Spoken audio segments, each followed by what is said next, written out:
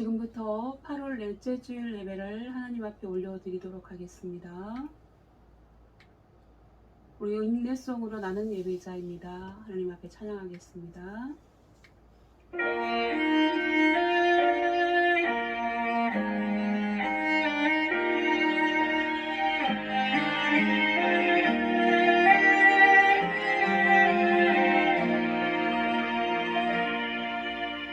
나는 하나님을 예배하는 예배자입니다. 내가 서 있는 곳 어디서나 하나님을 예배합니다. 나는 하나님을 예배하는 예배자입니다. 내가 서 있는 곳 어디서나 하나님을 예배합니다. 내 영혼 거룩한 은혜를 향하여 내 맘을 완전한 하나님 향하여 이곳에서 바로 이 시간 하나님을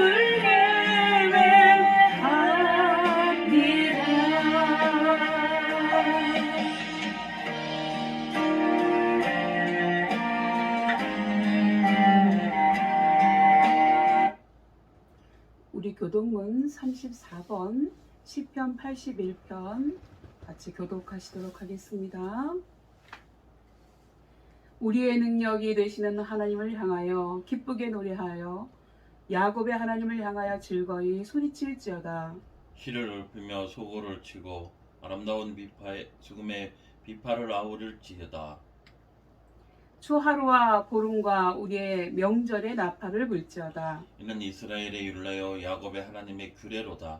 하나님이 애굽 땅을 치러 나아가시던 때에 요셉의 족속 중에 이를 증거로 세우셨도다. 거기서 내가 알지 못하던 말씀을 들었나니 이르시되 내가 그의 어깨에서 짐을 벗기고 그의 손에서 광주리를 얻게 하셨도다. 내가 고난 중에 부르짖음에 내가 너를 건졌고 우레소리의 은밀한 곳에서 내게 응답하며 무리바 물가에서 너를 시험하였도다. 내 백성이여 들으라. 내가 내게 증언하리라. 이스라엘이여 내게 듣기를 원하노라. 너희 중에 다른 신을 두지 말며 이방 신에게 절하지 말지어다. 나는 너를 애굽 땅에서 인도하여 낸 여호와 내 하나님이니 내 입을 크게 열라. 내가 채우리라 하셨으나 내 백성이 내 소리를 듣지 아니하며 이스라엘이 나를 원하지 아니하였도다. 아멘. 우리 사도신경으로 우리의 신앙을 고백하도록 하겠습니다. 다 같이 한 목소리로 고백하겠습니다. 나는 전능하신 아버지 하나님 천지의 창조주를 믿습니다. 나는 그의 유일하신 아들 우리 주 예수 그리스도를 믿습니다. 그는 성령으로 잉태되어 동정녀 마리아에게서 나시고 본디오 빌라도에게 고난을 받아 십자가에 못 박혀 죽으시고 장사된 지 사흘 만에 죽은 자 가운데서 다시 살아나셨으며 하늘에 오르시어 전능하신 아버지 하나님 우편에 앉아 계시다가 거기로부터 살아있는 자와 죽은 자를 심판하러 오십니다. 나는 성령을 믿으며 거룩한 공교회와 성도의 교제와 죄를 용서받는 것과 몸의 부활과 영생을 믿습니다. 아멘. 우리 찬송가 585장 우리 하나님 앞에 찬양 올려드리도록 하겠습니다.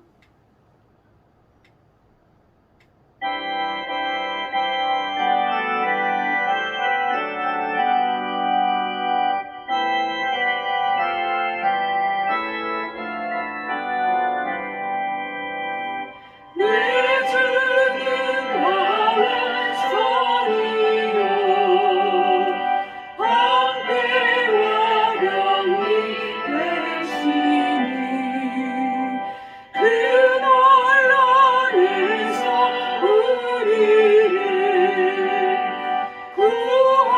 영의 신이로다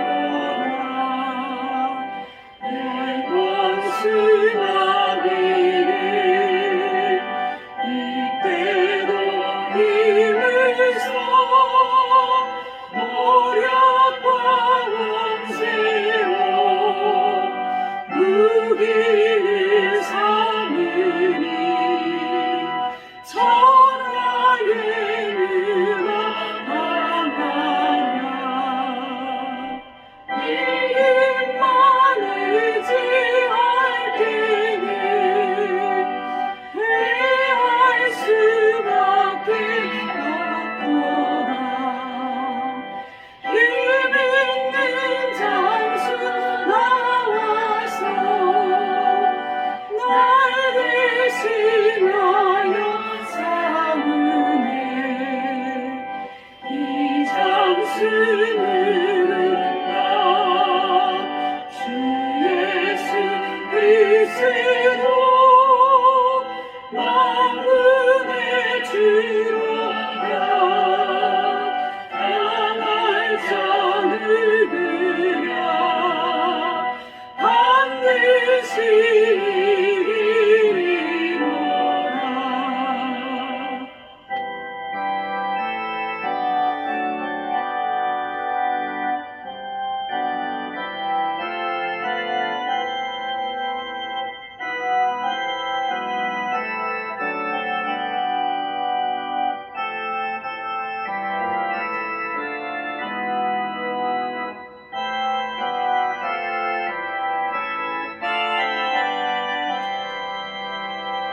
이 땅의 마귀를 끌어 우리를 삼키려 하나 겁내지 말고 섰거라 진리로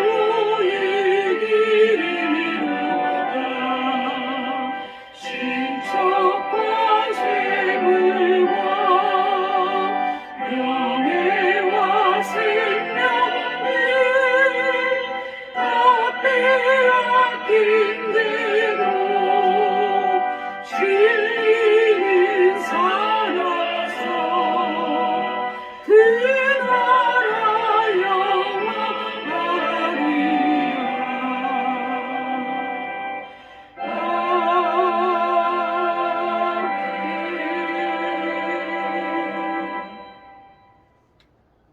우리 하나님 말씀 보시도록 하겠습니다.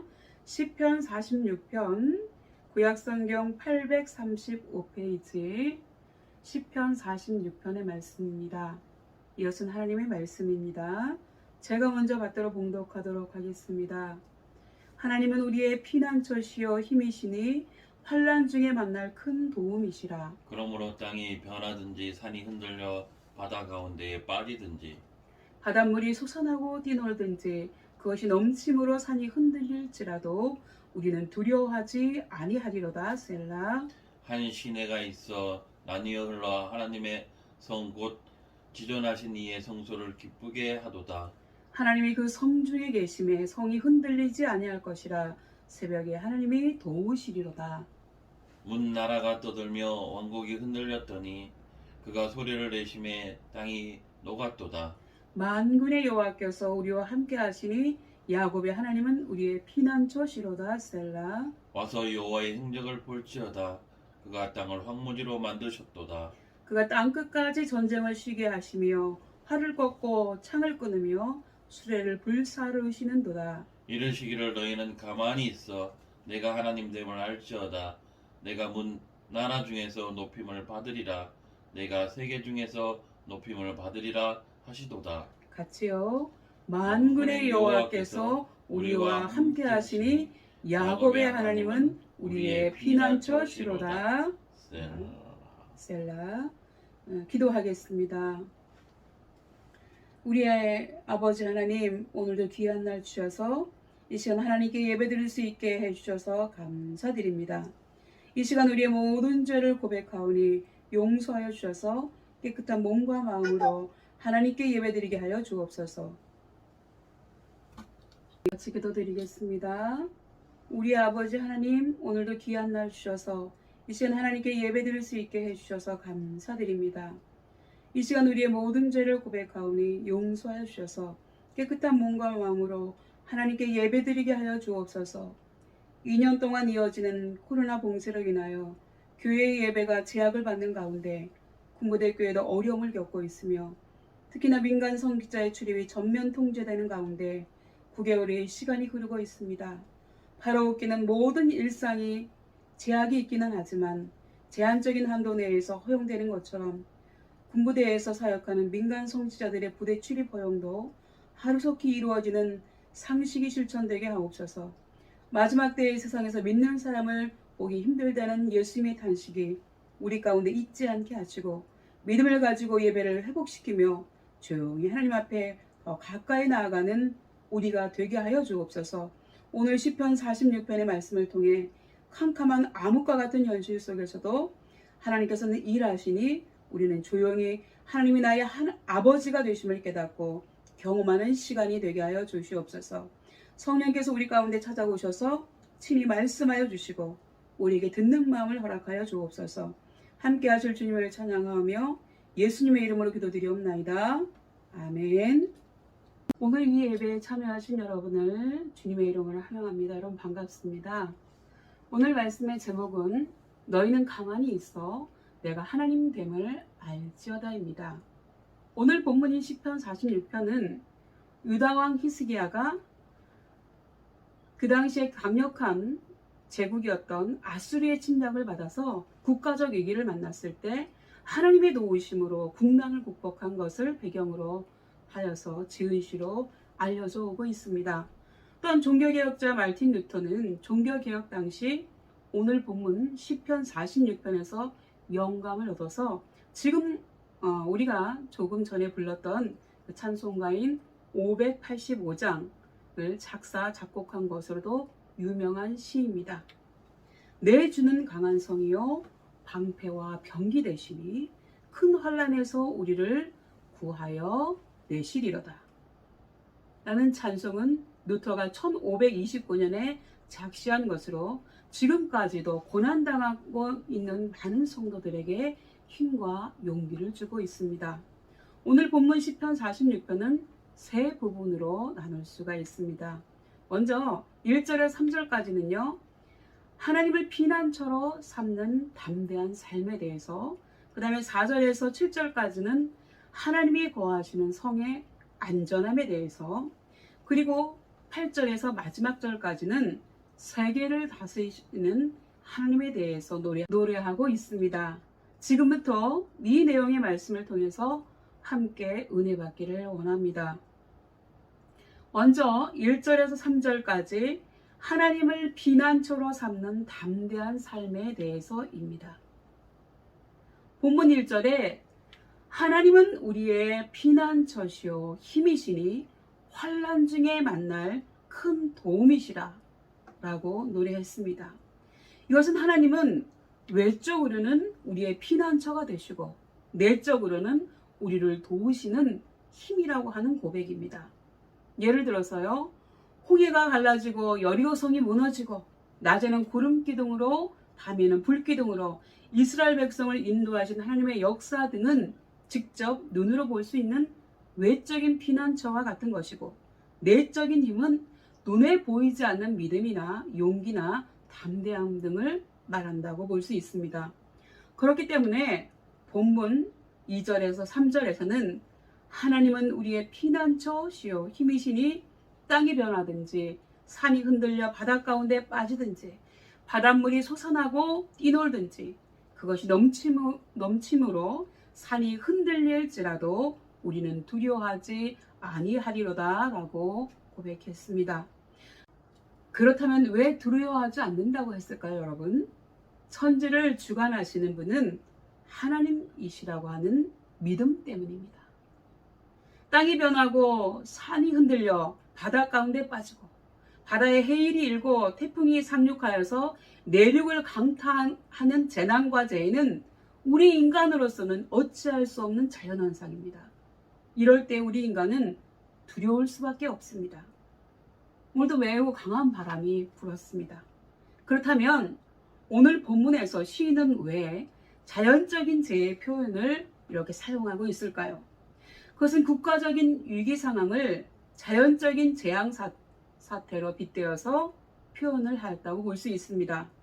BC 714년경, BC라고 하는 것은 비포 크라이스트의 약자이기 때문에 예수님이 오시기 전에 714년 전에 아스루 왕 사네립의 군대 18만 5천 명이 갑자기 유다를 침략하여서 모든 성읍을 점령하고 이제 하나 남은 예루살렘 성읍마저 삼키려고 성을 포위하였을 때 예루살렘은 언제 함락될지 모르는 일촉즉발의 위기에 처하게 되었습니다.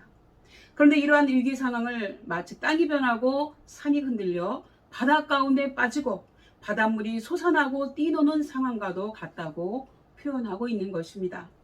그러면서 그러나 우리는 결코 두려워하지 않는다고 고백한 것입니다. 그렇다면 아수르 군대는 이제 하나 남아있는 예루살렘 성읍마저 점령했을까요? 유다왕 히스기야는 국가적인 위기 상황에 처하게 되자 하나님 앞에 회개하는 의미로 그의 옷을 찢고 굵은 배를 입고 하나님의 성전에 들어가서 하나님께 울부짖으며 기도했다고 했습니다. 그리고 왕의 참모들을 선지자 이사야에게 보내서 기도를 요청하였습니다. 중보기도 해달라고 요청한 것이죠. 그랬더니 하나님이 그들의 기도를 들으시고 그날 밤에 그의 천사를 보내셔서 아수르 진영에 있는 군사 18만 5천 명을 전멸시키셨다고 하는 것입니다. 아멘입니다. 구원의 하나님이 그의 백성들을 위기에서 구해내신 것입니다. 이와 같이 우리의 진정한 구원과 문제의 근본적인 도움과 해결은 하나님께로부터 온다는 사실을 믿으시기 바랍니다. 우리 시편 121편에 내가 산을 향하여 눈을 들리라. 나의 도움이 어디서 올까? 나의 도움은 천지를 지으신 여호와에게서로다. 라고 고백했습니다. 여기에서 말한 산은 이 세상을 가리키는 말입니다. 우리가 이 세상 동서남북을 다 바라보아도 나를 도와주고 나의 문제를 근본적으로 해결해 주실 수 있는 분은 하나님 한 분밖에 없다고 하는 사실을 고백하는 것입니다. 여러분, 다마스라고 하는 이름을 가진 사업가가 있었습니다. 그는 사업을 하다가 빚더미에 앉게 되었습니다. 그래서 빚을 갚기 위해서 잠도 안 자고 열심히 일을 했습니다. 그러나 여전히 되는 일은 하나도 없었어요. 계속해서 점점 더 망하기만 할 뿐이었습니다. 그때 그는 자기가 하는 일이 무언가 잘못되었다고 하는 것을 깨닫게 되었습니다. 그것은 바로 사업의 주인은 자신이 아닌 하나님이어야 한다는 사실입니다. 그래서 그는 모든 일의 계획에서부터 결제받는 것까지 모두 주님께 의뢰했습니다. 무슨 문제든지 생기면 늘 주님과 의논했고요. 그리고 사업을 온전히 주님께 맡기고 다마스 자신은 늘 전도하러 다녔다고 하는 것입니다. 그러자 그는 주위 사람들로부터 교회 다니다가 미쳤다 라고 하는 소리도 듣게 되었습니다. 그들은 이렇게 말했어요. 망하여 가고 있는 사업을 돌보기는커녕 저렇게 돌아다니니 이제 더 망할 것이다 라고 늘 떠들어댔다고 하는 것입니다. 여러분, 그러나 놀랍게도 그 회사는 다시 점점 일어나기 시작했다고 하는 것입니다. 기적이 일어나는 것입니다. 그의 사업 비결은 간단합니다. 모든 운영을 주님께 맡기는 것이었습니다. 그러나 이것을 말로 하기는 쉽죠. 그러나 실제로는 굉장히 어렵다고 하는 것입니다. 절대적인 신앙이 필요합니다. 그런 다마스처럼 이러한 믿음을 가지고 하나님을 유일한 피난처와 힘으로 삼고 그분의 도우심을 구하는 사람은 반드시 하나님께서 도와주실 줄 믿으시기 바랍니다. 여러분, 4절에서 7절이요. 두 번째, 하나님이 거하시는 성의 안전함에 대해서 노래하고 있습니다. 조금 전에 2절에서 3절에 나타난 흔들리고 빠지고 솟아나는 장면과는 대조적으로 4절에서 7절에서는 완전한 평화와 고요한 장면을 보여주고 있습니다. 4절에서 5절에요. 한 시내가 있어 나뉘어 흘러 하나님의 성 곧 지존하신 이의 성소를 기쁘게 하도다. 하나님이 그 성 중에 계심에 성이 흔들리지 아니할 것이라 새벽에 하나님이 도우시리로다. 여기에서 한 시내는 예루살렘 성 안에 신선한 물을 공급하는 시내를 빗대어 말하는 것입니다.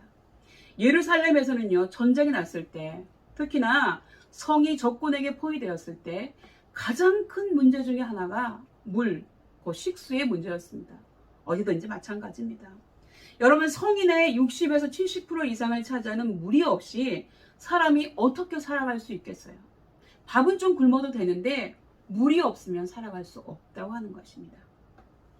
그렇기 때문에 유다 왕 히스기야는 이스라엘 공병대로 하여금 예루살렘을 향해 진군하는 아수르 군대가 당도하기 전에 지하 안반에 수로를 뚫어서 성 밖에 있는 기온샘의 물을 성 안에 있는 실로암 연못까지 끌어들여 왔습니다. 안반을 뚫어 수로를 만들었으니 밖에서는 전혀 알 수도 없는 일이었습니다. 그래서 성 밖에 있는 아수르의 군사들은 오아시스와도 같았던 기온샘의 물을 전혀 마실 수 없었고, 성 안에 있는 이스라엘 백성들은 사람은 물론 동물들에게까지 생명수가 공급된 것입니다. 그러니 여기에서 말하는 한 시내는 곧 히스기야의 인공 터널을 의미하는 것이고, 이것은 곧 그의 백성을 보호하시는 하나님의 은혜를 상징하고 있습니다. 그리고 여러분, 5절에서는요, 하나님이 그 성 중에 계심에 성이 흔들리지 아니할 것이라 새벽에 하나님이 도우시리로다 라고 고백합니다. 성 안에 평온함이 있는 것은 성 가운데 하나님이 계시기 때문이라고 하는 사실입니다.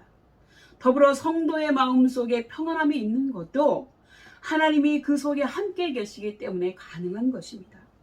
이렇게 하나님의 은혜가 함께 하시면 우리는 언제 어떤 상황에서나 평안할 줄 믿습니다. 십자가의 죽음을 앞에 두고 계셨던 예수님의 마음속에도 평안함이 있었습니다. 그래서 요한복음 14장에 예수님은 제자들에게 십자가의 죽음을 앞두시고 이렇게 말씀하셨습니다. 평안을 너희에게 끼치노니 곧 나의 평안을 너희에게 주노라. 내가 너희에게 주는 것은 세상이 주는 것과 같지 아니하니라. 너희는 마음에 근심하지도 말고 두려워하지도 말라. 이렇게 말씀하신 것입니다. 그렇기 때문에 예수님이 주시는 이 평안을 누리는 사람은 죽음 앞에서도 두려워하지 않고 평안할 수 있다고 하는 사실입니다. 여러분, 신약성경 사도행전 12장에 사도 베드로의 추록 사건이 나옵니다. 헤롯 왕이 얼마 전에 예수님의 제자 야고보를 죽이자 유대인들은 뛸 듯이 기뻐했습니다. 이렇게 유대인들이 기독교에 대해서 반감을 가지고 있다는 것을 알고 있었던 헤롯은요, 그러한 유대인들의 환심을 사기 위해서 이번에는 예수님의 또 다른 제자인 베드로를 잡아서 감옥에 가두었습니다. 그리고 날이 밝으면 곧바로 처형할 계획이었죠. 죽일 것이었어요. 그러나 사도행전 12장 5절에 보면 교회는 베드로를 위해서 간절히 기도하고 있었다고 기록하고 있습니다. 그래서 하나님은 베드로를 옥에서 빼내시려고 그에게 천사를 보내주셨습니다. 십자가의 죽음을 앞에 두고 계셨던 예수님의 마음속에도 평안함이 있었습니다. 그래서 요한복음 14장에 예수님은 제자들에게 죽음을 앞두고 다음과 같이 말씀해 주셨습니다. 평안을 너희에게 끼치노니 곧 나의 평안을 너희에게 주노라. 내가 너희에게 주는 것은 세상이 주는 것과 같지 아니하리라. 너희는 마음에 근심하지도 말고 두려워하지도 말라. 이렇게 말씀해 주셨어요. 그렇기 때문에 예수님이 주시는 이 평안을 누리는 사람은 죽음 앞에서도 두려워하지 않고 평안할 수 있습니다. 여러분, 신약성경 사도행전 12장에 사도 베드로의 추록 사건이 나옵니다. 헤롯 왕이 얼마 전에 제자 야고보를 죽이자 유대인들이 매우 기뻐했었습니다. 이렇게 유대인들이 기독교에 대해서 반감을 가지고 있는 것을 알고 있었던 헤롯은 그러한 유대인들의 환심을 사기 위해서 이번에는 예수님의 또 다른 제자인 베드로를 잡아서 감옥에 가두었습니다. 그리고 날이 밝으면 곧바로 죽일 계획이었습니다. 그러나 사도행전 12장 5절에 보면 교회는 베드로를 위해서 하나님께 간절히 기도하고 있었다고 기록하고 있습니다. 그래서 하나님 베드로를 옥에서 빼내시려고 그에게 천사를 보내주셨습니다. 이 그림에 나와 있는 것처럼 말입니다. 그러나 베드로는 그때 깊이 잠들어 있었습니다. 어느 정도로 깊이 잠들어 있었는가 하면 천사가 베드로의 옆구리를 치면서 빨리 일어나라고 깨울 정도로 깊이 잠들어 있었다고 합니다. 그렇다면 이때 베드로는 왜 이렇게 깊이 잠들어 있었을까요? 여러분의 생각은 어떠십니까? 여러분, 사형수들을 지켜본 사람이 쓴 수기를 읽어보면 사형수들은 사형 집행일이 다가오면 직감적으로 그걸 느낀다고 합니다. 그래서 날이 밝으면 사형장으로 안내될 것을 알고 있는 사형수들은 대부분이 형 집행 전날 밤에는 잠을 이루지 못하고 죽음에 대한 두려움과 공포로 소리를 지르거나 울부짖는다고 합니다. 그렇겠죠. 그렇다면 처형 전날 밤 베드로가 이렇게 깊은 잠에 빠질 수 있었던 진짜 이유가 무엇이었을까요, 여러분? 피곤해서였을까요? 아니면 어차피 날이 밝으면 죽을 몸이니까 아예 자포자기한 체념의 잠이었을까요? 예수님의 제자 베드로가 깊은 잠에 빠져들 수 있었던 것은 바로 우리가 아까 보았던 요한복음 14장의 말씀처럼 세상에 줄 수도 없고 세상에 알 수도 없는 평안한 잠이었다고 볼 수 있습니다. 주님의 제자들에게 약속하신 세상이 주는 것 같지 않은 평안함, 세상이 이해할 수도 없고 세상에 빼앗을 수도 없는 평안함의 잠이었을 것입니다. 우리 모두에게 이렇게 주님이 주시는 평안함이 임하시기를 축복합니다. 그리고 마지막 8절에서 11절까지는요. 세계를 다스리시는 하나님을 노래하고 있습니다. 유다 민족을 국가적인 위기에서 지켜주신 하나님은 이 세상의 평화를 가져다 주실 하나님이라고 하는 사실입니다. 8절에서 9절의 말씀입니다. 와서 여호와의 행적을 볼지어다. 그가 땅을 황무지로 만드셨도다. 그가 땅 끝까지 전쟁을 쉬게 하시며 팔을 꺾고 창을 끊으며 수레를 불사르시는도다. 이렇게 고백하고 있습니다. 인간의 역사의 어느 시점을 보아도 전쟁이 없었던 때는 없었던 것 같습니다. 우리 인간은 개인이든 국가든 세계든지 간에 불화와 분쟁과 분열과 전쟁과 파멸을 가져올 뿐 진정한 사랑과 화해와 평화는 이룰 수 없어 보입니다. 그렇다면 왜 그럴까요? 그 이유는 인간은 모두 죄인들이기 때문에 그렇습니다. 죄인들은 우리 인간은 언제나 지극히 이기적이고 적대적이기 때문에 진정한 사랑과 화해와 평화를 이룰 수 없는 것입니다. 마치 동물들의 세계에서 맹수들이 약자인 초식동물을 잡아먹는 것처럼 인간들의 세계에서도 약육강식의 논리가 그대로 적용되고 있지 않느냐고 하는 것입니다. 그래서 이 땅에는 전쟁이 끊일 날이 없는 것이죠. 그렇기 때문에 하나님만이 이 땅에서 활을 꺾고 창을 끊으며 수레를 불사르고 땅끝까지 전쟁을 쉬게 하실 줄 믿으시기 바랍니다. 본문 10절의 말씀입니다. 오늘 말씀의 제목이기도 하고요. 다 같이 읽겠습니다. 너희는 가만히 있어. 내가 하나님됨을 알지어다. 내가 문나라 중에서 높임을 받으리라. 내가 세계 중에서 높임을 받으리라 하시도다. 우리 인간들은요. 아무리 힘을 써도 소용없고 아무것도 할 수 없는 상황에 이를 때가 종종 있습니다. 그렇다면 그럴 때는 어떻게 하면 좋을까요, 여러분? 본문 10절의 말씀처럼 그냥 가만히 있으면서 하나님의 구원의 손길을 기다려야 한다고 하는 것입니다. 괜히 나서서 일을 더 망치지 말고요. 차라리 그냥 가만히 있고 오직 하나님이 하시는 일을 기다려야 한다고 하는 사실입니다. 여러분, 아주 추운 겨울 미국 자동차의 도시 디트로이트시에서 가장 유명한 자동차 정비사가 아침에 출근하다가 자동차가 그만 고장이 나고 말았습니다. 길가에 차를 세워놓고 어디가 잘못되었는지 한참을 살펴보았지만 쉽게 원인을 찾을 수가 없었어요. 이렇게 날씨는 춥고 어떻게 손을 써야 할지 몰라서 난감해하고 있을 때 그 차 앞으로 세단 한 대가 오더니만 갑자기 차를 멈춰 세우더라는 것입니다. 그러더니 노신사가 차에서 나와서 좀 도와드릴까요? 라고 묻는 것이었습니다. 그러나 인류 정비사인 운전사는 이 도시에서 제1의 정비사인 나도 고치지 못하는 것을 누가 고칠 수 있겠어? 이런 마음이 들었어요. 그렇지만 그래 뭐 믿져야 본전이지 이런 생각을 가지고 그냥 그 노신사에게 그 자리를 내어주었습니다. 그랬더니 노신사는 몇 군데 만져보더니 시동을 걸어보라고 하더라는 겁니다. 그 놀랍게도 시동이 걸렸어요. 너무 신기한 일이었습니다. 그래서 그 노신사에게 선생님은 도대체 누구십니까? 라고 이 정비사가 물었어요. 그랬더니 그 노신사가 빙그레 웃으면서 명함을 한 장 주더라는 겁니다. 그리고 그 명함에는 헨리 포드라고 하는 이름이 새겨져 있었습니다. 그가 바로 GM 자동차 회사를 설립한 사장 헨리 포드였습니다. 제네럴 모터스죠. 설립한 사장이었어요. 여러분 자동차에 대해서 자동차 정비사보다는 자동차를 직접 만든 사람이 더 잘 알지 않겠습니까? 그런 것처럼 복잡한 인간들의 문제에 대해서도 사람보다는 하나님이 더 잘 아시는 법입니다. 다시 말해서 인간들의 문제에 대해서 근본적이고도 확실한 해결책을 주실 수 있는 분은 오직 하나님 한 분뿐이라고 하는 것을 믿으시기 바랍니다.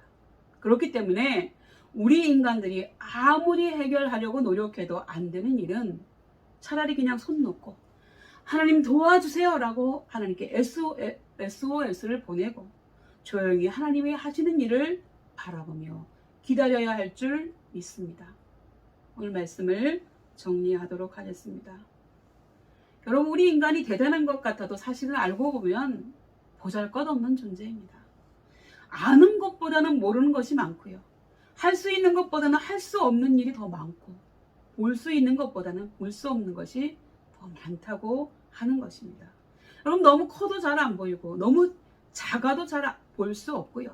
너무 멀어도 안 보이고 너무 가까워도 안 보이는 게 우리 현실입니다. 쉽게 말해서 자기 눈 밑에 붙어있는 자기 눈썹도 볼 수 없는 존재가 바로 우리 인간 아니겠습니까? 그러므로 우리의 인생을 자랑할 것도 없고 의지할 것도 못 된다고 하는 사실입니다. 그래서 구약성경 이사야서 2장 22절의 말씀에는 너희는 인생을 의지하지 말라. 그의 호흡은 코에 있나니 새 말 가치가 어디 있느냐고 기록하고 있습니다. 이게 무슨 말씀인지 아세요? 우리가 태어날 때 하나님께로부터 부여받은 그 태초의 숨이 있잖아요. 그 숨이 거두어지면 그걸 이제 의학적으로는 산소 포화도라고 하거든요. 보통 이제 건강하신 분은 90%가 넘어야 돼요. 근데 몸속에 산소가 점점 줄어들어서 80%, 70%, 60%, 50% 되면 나는 죽어요 하는 거예요. 사람의 생명이 코의 호흡에 있다고 하는 사실입니다. 다시 말하면 하나님께서 그 호흡을 걷어가시면 그 누구도 살아남을 수 없다고 하는 사실입니다. 여러분 굉장히 의학이 발전한 것 같죠. 그러나 그 사람이 언제 죽을지는 하나님만 아시고 정말 아무도 모릅니다. 죽을 것 같은데 다시 살아나는 분이 있는가 하면요. 조금 전까지 멀쩡했는데 돌아가시는 분이 있어요. 그건 뭡니까? 코에 호흡이 멈췄기 때문에 그렇습니다. 그렇기 때문에 우리가 언제나 믿고 의지할 수 있는 분은 영원하신 하나님 한 분밖에는 없습니다. 우리가 어려움을 당할 때 우리의 피난처가 되어주시고 낙심할 때에 우리의 힘이 되시며 지치고 쓰러질 때는 우리의 손을 잡아 일으켜주시는 분은 바로 자비로우신 우리 하나님 한 분뿐이신 줄 믿으시기 바랍니다. 그러므로 우리는 언제 어디서나 어떤 상황에 처하든지 우리 인생이 다하는 순간까지 하나님은 우리의 피난처요, 힘이시고 어려운 일을 만날 때 큰 도움이 되신다는 것을 굳게 믿고 언제나 하나님만을 의지하고 하나님의 은혜 안에서 살아가야 될 줄 믿습니다. 이런 은혜와 축복이 우리 모두에게 함께 하시기를 축원합니다. 기도하시겠습니다. 하나님, 우리는 지금 매우 혼란스럽고 어려운 시대를 살아가고 있습니다. 그러나 우리에게는 하나님이 계시기 때문에 결코 좌절하지 않습니다. 우리는 오늘 본문 시편 46편을 통해서 하나님을 우리의 피난처로 삼는 사람은 담대하게 살아갈 수 있으며 하나님과 함께하는 사람은 언제나 안전하며 이 세계를 만드시고 우리를 만드신 하나님은 지금도 이 세상을 다스리고 계시기 때문에 지금 우리의 형편이 비록 힘들고 어렵다 할지라도 우리는 반드시 승리할 줄 믿습니다. 우리 모두 이러한 믿음과 소망을 가지고 한 주간을 살아내며 일평생 하나님과 항상 동행하는 삶이 되게 하여 주옵소서. 감사와 찬양을 주님께 올려드리며 나의 구주 예수님의 이름으로 기도드리옵나이다. 아멘.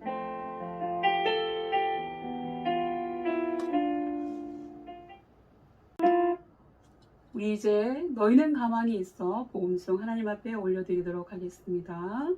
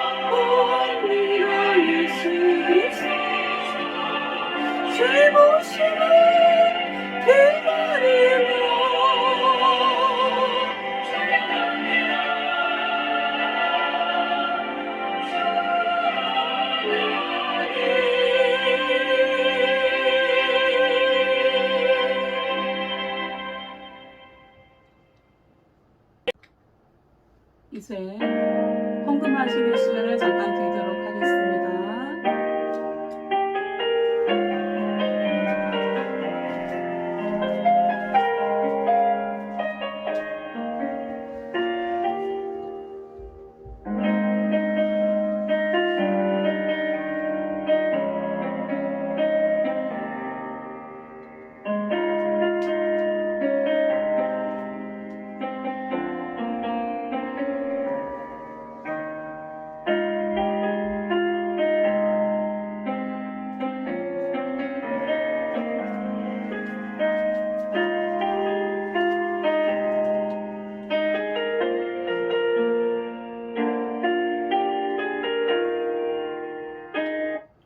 기도하겠습니다. 하나님, 우리가 한 달 동안 하나님 앞에 무사히 지낼 수 있었음을 감사하고 하나님의 은혜에 감사해서 11조 예물 올려드립니다. 하나님께서 예물 드린 손길들을 주님 축복하여 주시고 10의 10을 가지고 살아가는 사람들보다 더 풍족한 은혜를 허락하여 주옵소서.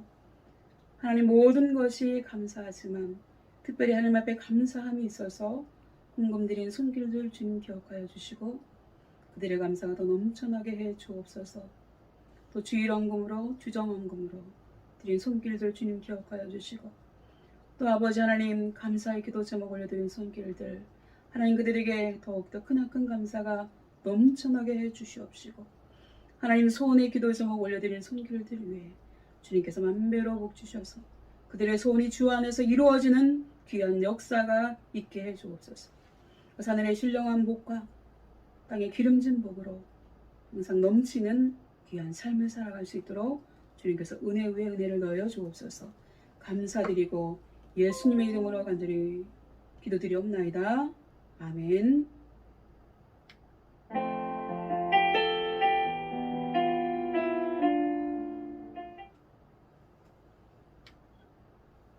제가 축복 기도하고 마치겠습니다.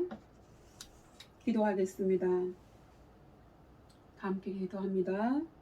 지금 우리의 영원한 친구 되시는 우리 주 예수 그리스도의 은혜와 외아들도 아낌없이 내어주신 하나님 아버지의 사랑과 하나님께서 우리의 아버지이심으로 우리는 늘 안전할 수 있음을 깨닫게 하시는 성령님의 감화감동 충만하심이 지금은 비록 힘들고 어렵지만 이 세계를 다스리시고 계시는 하나님만을 신뢰하며 하나님과 늘 동행함으로 안전한 삶을 누리며 하나님을 나의 피난처로 삼고 이 세상을 담대하게 살아가기를 소망하고 다짐하는 우리 모든 신우들 머리 위에와 우리 교회 위에 그리고 우리가 속한 대대와 간번님들 신우들 머리 위에 특히 대제장님 머리 위에 함께 예배드리는 믿음의 권속들 머리 위에 지금부터 영원까지 함께 계시기를 간절히 축원하옵나이다. 아멘.